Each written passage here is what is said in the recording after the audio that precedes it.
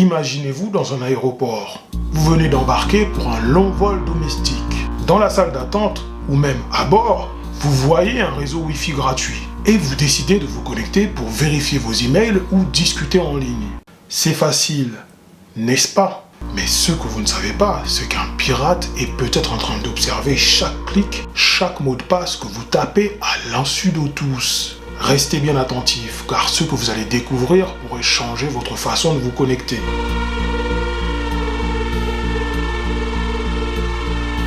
Je vais vous raconter une histoire qui est survenue en 2024 en Australie. Un homme de 42 ans, habitant l'ouest du pays, a été arrêté après avoir établi un réseau de faux points Wi-Fi gratuits dans plusieurs aéroports et même sur des vols domestiques.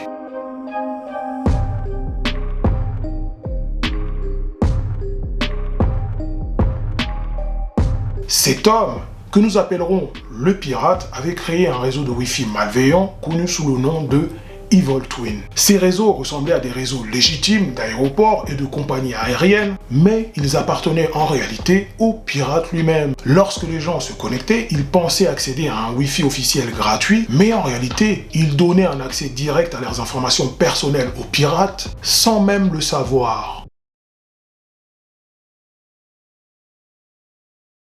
Alors, comment ce type d'attaque fonctionne-t-il exactement?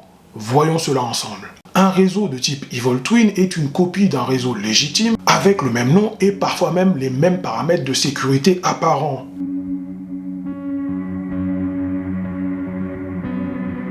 Dès que quelqu'un se connecte à ce réseau, le pirate peut rediriger les utilisateurs vers une fausse page d'accueil, leur demandant de s'authentifier avec un email ou un compte de réseau social. Une fois que vous entrez vos identifiants, tout est enregistré sur l'appareil du hacker. Et dans cette affaire australienne, des dizaines de personnes ont ainsi été victimes sans même s'en douter.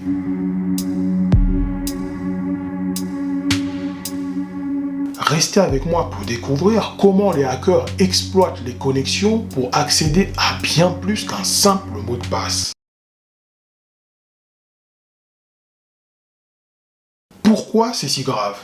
Eh bien, lorsque vos identifiants d'email ou de réseaux sociaux sont compromis, le pirate a bien plus que de simples mots de passe en main.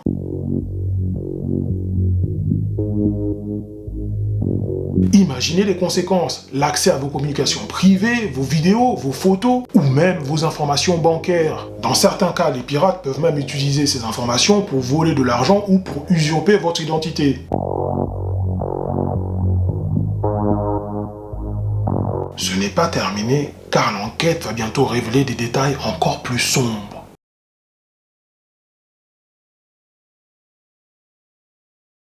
L'histoire ne s'arrête pas là. Ce pirate n'a pas été attrapé par hasard. En avril 2024, des employés d'une compagnie aérienne ont signalé un réseau Wi-Fi suspect durant un vol domestique, ce qui a entraîné l'ouverture d'une enquête de la police fédérale australienne.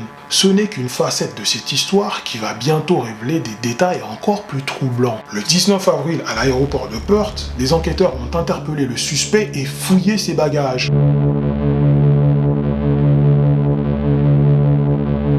Ils ont découvert un dispositif d'accès sans fil portable, un ordinateur portable et un téléphone mobile. Lors de l'analyse des appareils, les enquêteurs ont trouvé des dizaines de pages de Wi-Fi frauduleuses et de nombreux identifiants de victimes. Restez jusqu'au bout, car ce que vous apprendrez pourrait vous protéger la prochaine fois que vous vous connecterez.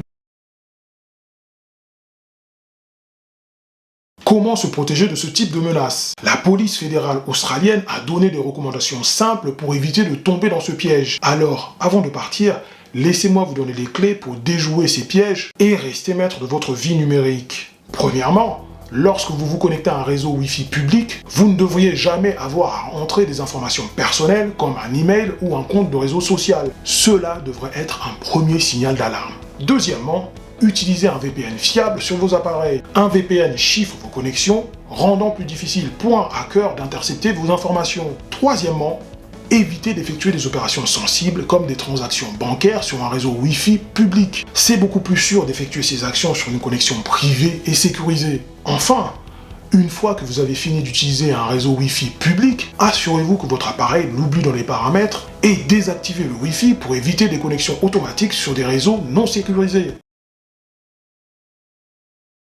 Pour conclure, Se connecter à un réseau Wi-Fi public, c'est un peu comme ouvrir la porte de chez soi et inviter des inconnus à entrer. Dans ce monde où chaque clic peut être une porte ouverte vers votre vie privée, souvenez-vous que la sécurité numérique est votre seule serrure. Alors, la prochaine fois que vous vous connectez, demandez-vous qui se cache derrière la porte.